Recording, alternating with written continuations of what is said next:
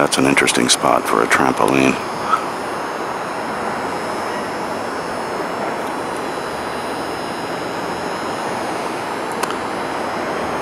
And that's all I have to say.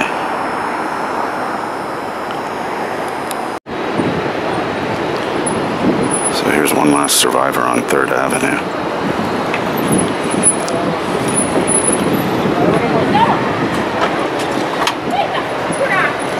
NDT.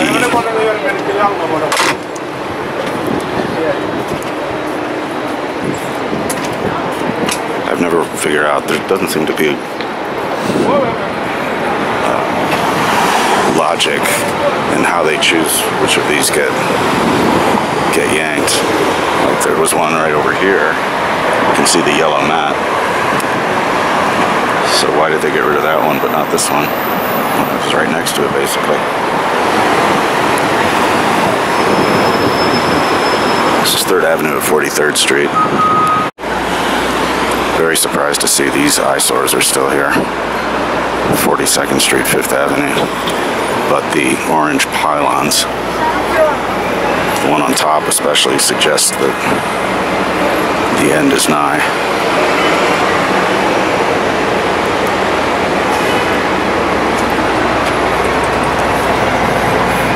Oh wow, the stench of piss is really powerful.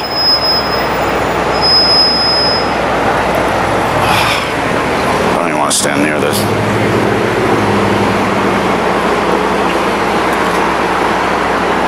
I'm like holding my breath because this stinks so bad.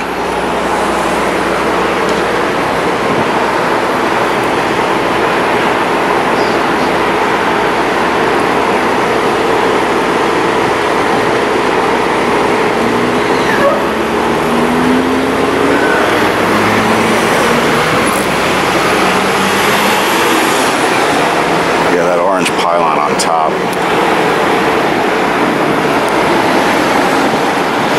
is probably a clue that this thing is finally getting chopped. But you never really know, do you?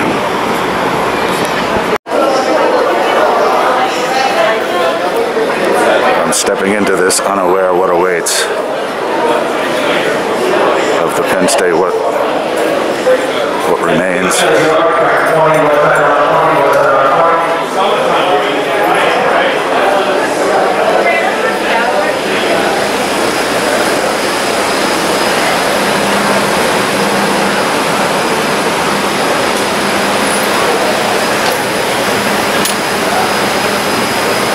Okay, this one is still here, still has dial tone.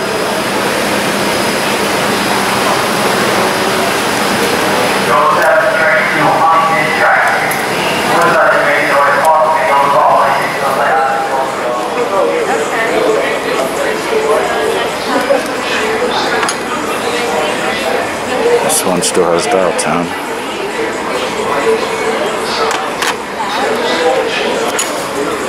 And this one still does not. So if there's any logic behind which one of these gets removed, I would think this one would be on the block. Chopping block, that is. So these two still have dial tone and seem to work. So thus far, the downsizing doesn't seem to have happened yet, but there is one phone left in the central corridor, and I think one other out in the hallway.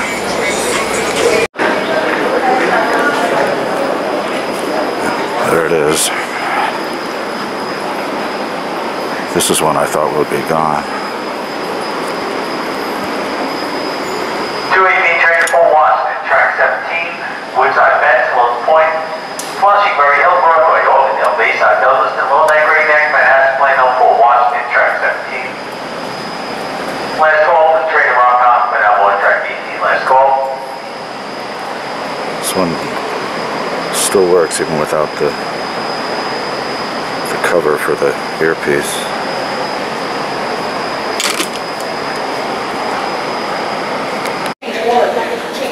And this one, it's in kind of a nondescript area in this passage, this tunnel. There's not really anything here. Somebody left their ponytail holder on this one. Is that what that is?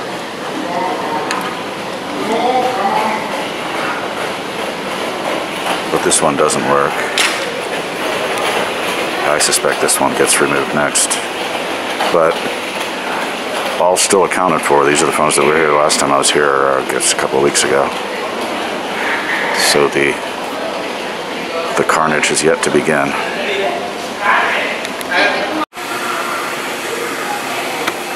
And what is mildly interesting is this is that old telephone room that I posted pictures of from 2012, commenting that I couldn't believe even then the quantity of phones that were still here. But the phones are gone, but you can see that where the center carousel used to be on the ground, there's still a vestige of that. But basically the room is just empty, waiting for some fresh purpose, I guess.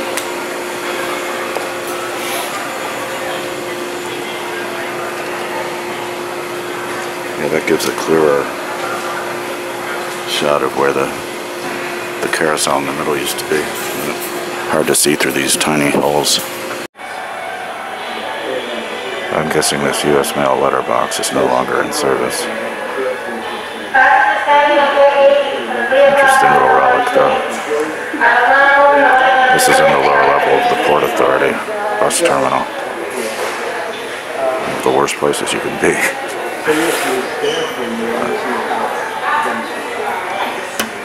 I guess maybe that used to open, or that used to something. Interesting little relic, that's all.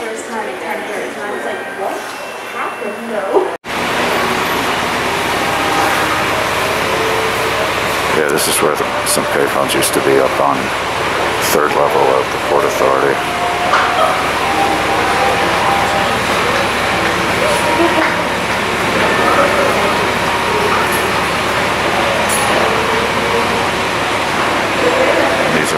These are all gone.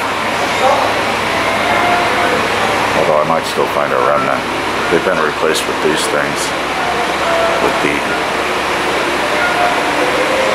assistance sign up ahead, up above. And you pick this up, dial 50 for police, 54 for handicap, and 55 for red cap. I've never used one of these, never had to, but they're probably pretty reliable. But that's the shadow of a payphone that's no longer here. So here's a full-sized, fully intact. This was owned by GTEL, and you can see where they extended the courtesy of giving payphone users, I think, about 2 months' notice that these phones were going to go away. The quantity of phones here was ludicrous.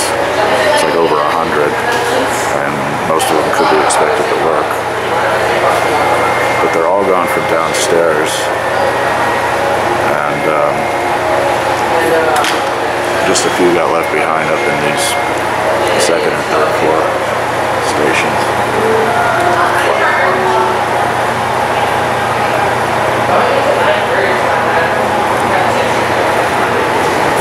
But they did leave behind some fully intact machines, so.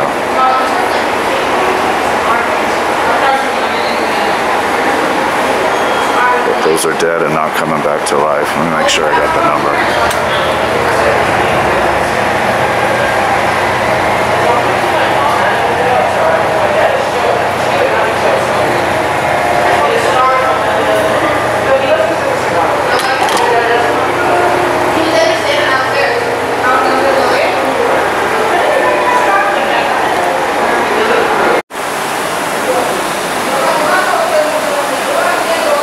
No phone here, certainly no working one, but there is, looks like another fully intact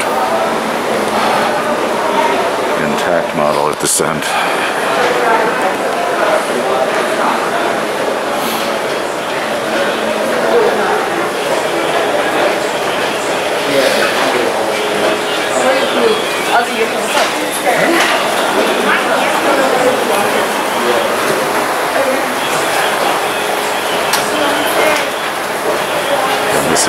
past the, I think it was a 2-month warning. I think they put this warning up in January. I've never seen another payphone company do that. Let its customers know their payphone is going away.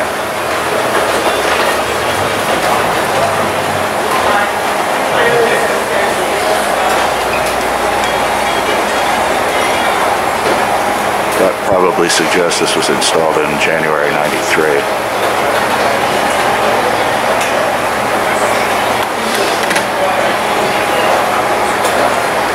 The volume button was really handy when it worked.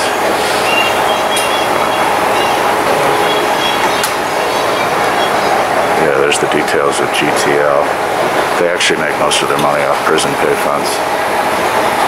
A lot of people think it's a big racket.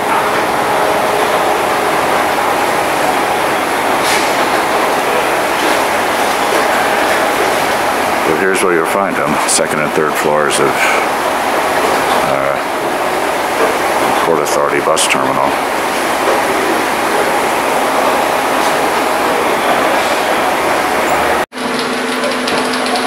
Here's one they did manage to uninstall, to remove.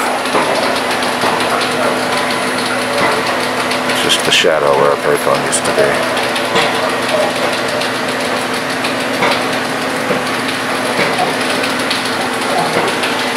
Where around the corner it's, I guess you'd call this its replacement house phone.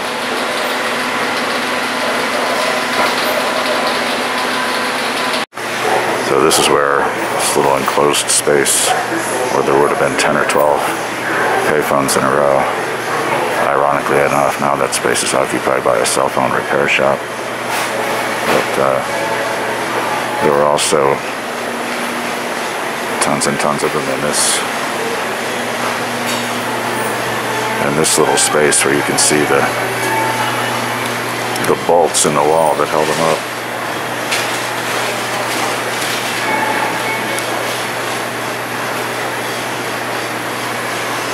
Haven't made any other use of this space, have they? Yeah, the bolts go all the way across.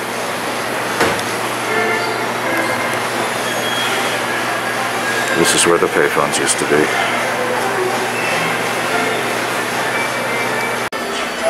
Yeah, I don't think any phones remain, but these might be evidence.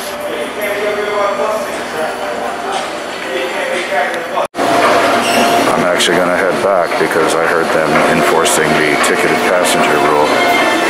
You can't be up there without a ticket for a bus.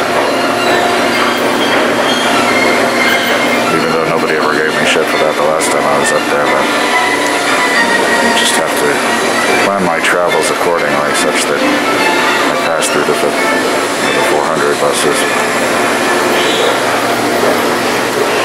If I sound a little sedated, it's because I am. I just took 4 panic pills and a blood pressure pill. I was having a bit of a moment, a panic attack. I was shaking, but I'm not shaking now.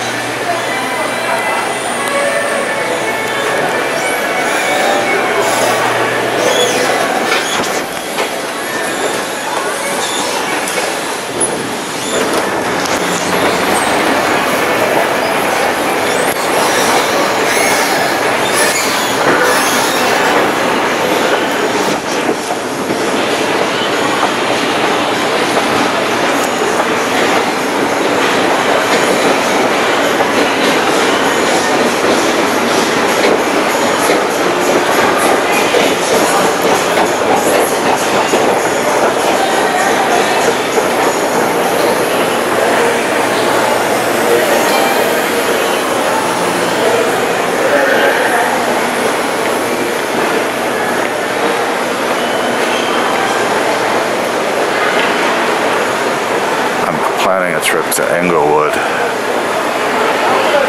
And if I didn't get off to such a late start today, I might have done it today. But it's going to be bus from here. So that's part of the reason I'm down here, is to refamiliarize myself with the labyrinth. But I think I know exactly where to go for whenever I decide to make this little journey, about an hour each way.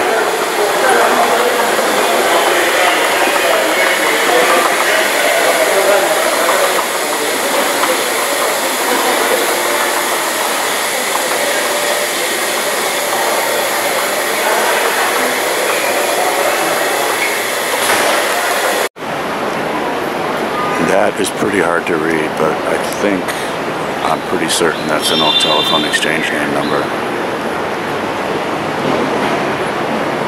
I'll have to study it closely when I get home, but I think that says DEwey 9, D-E.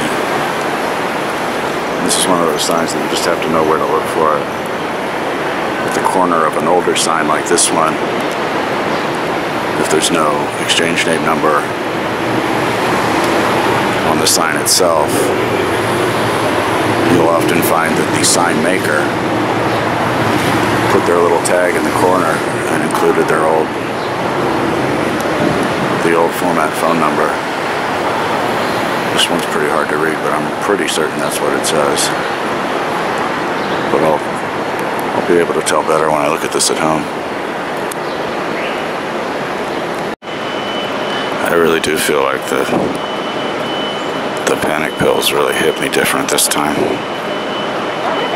I guess I don't usually take 4. I know I take 3 and then a 4th one later.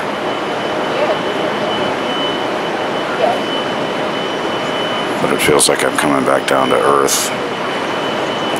It's like I've been on fire. It feels like there's certain parts of me still smoldering. It's all in the brain, of course, but anxiety gets into all parts of my body. Just wandering around the garment district, trying to figure out where I am. I don't think I've ever felt quite this way after taking that batch of pills. I don't like taking pills, and I go long periods of time without doing it. The downside of that, it usually means I wait until I'm in a really bad situation before I decide to do it.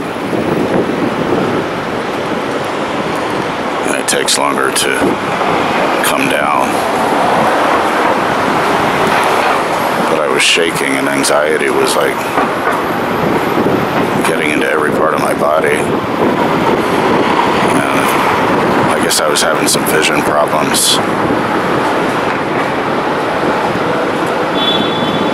Don't really know what the hell it was, but these pills always work.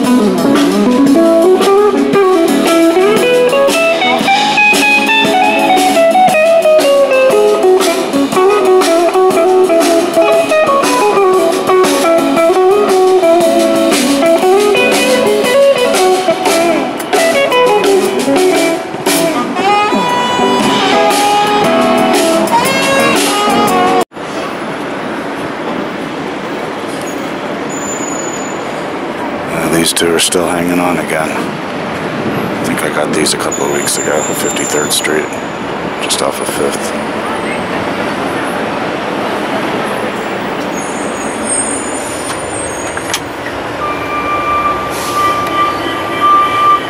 No dial tone and no way anyway.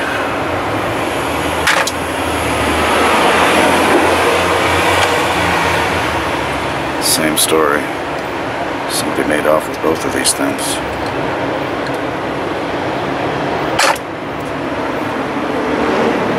It's only a matter of time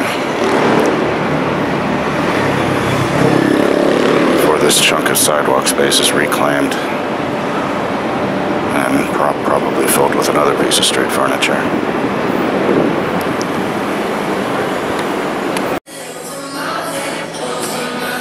This card's never been used, and the amount on it is slightly strange, $50.82.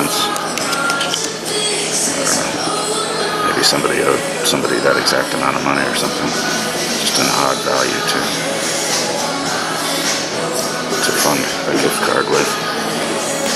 But whoever registered it, or whoever had this, never registered it, so I was able to take control of it. So now I'm going to see what a $25 cheeseburger is like. I got the Bavarian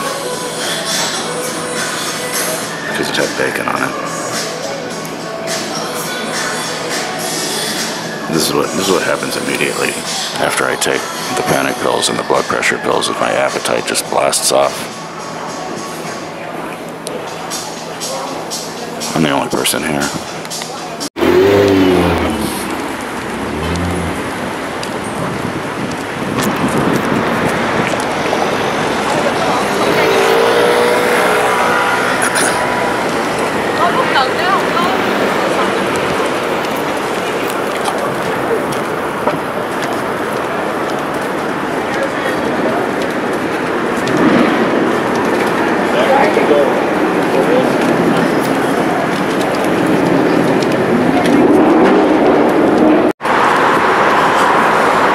I cannot recommend the Bavarian burger there all too highly, but I'm not complaining either. It was just some free food